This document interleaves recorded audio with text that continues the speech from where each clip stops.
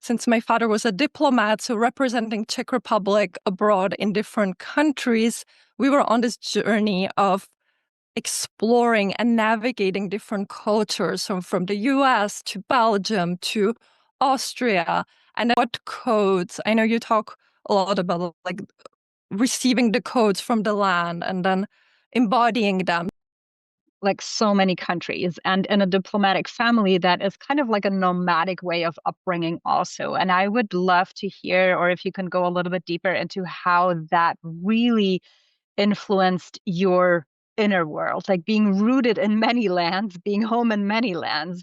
How did that influence your sensitivity, your intuition, and also that calling towards really embodiment and owning your body as a home? I love that question, specifically that angle, how it influenced the inner world. And I feel as children, we're very malleable. So the brains are still developing. And especially, it's very easy to learn a language. So, for example, it Mm. took me only 6 months when I was in the US as a 5-year-old to learn fluently English and to communicate with others. So I feel there was this flexibility of the mind, flexibility of adaptation, curiosity of like, okay, this is something completely different, but why not? Like, let's try it.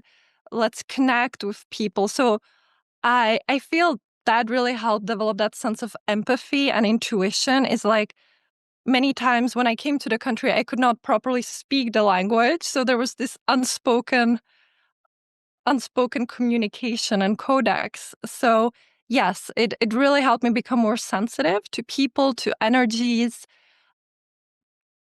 and open. I would say I didn't have that classical upbringing in a sense, like when people become teenagers or even earlier, like this is how society works and this is what you have to do when you grow up, and kind of that conditioning. I didn't have it as much. I remember we were like traveling all the time with my parents, going on trips and learning new things. So instead of being like put down into a path, on the contrary, like my crown and intuition was Expansion. so open. It was so overwhelmed. Like at a sense, it was like a bit overwhelming because there was so many information and energies. So what in my later adult life, like my biggest challenge, but also the thing that really I now help people with is the embodiment.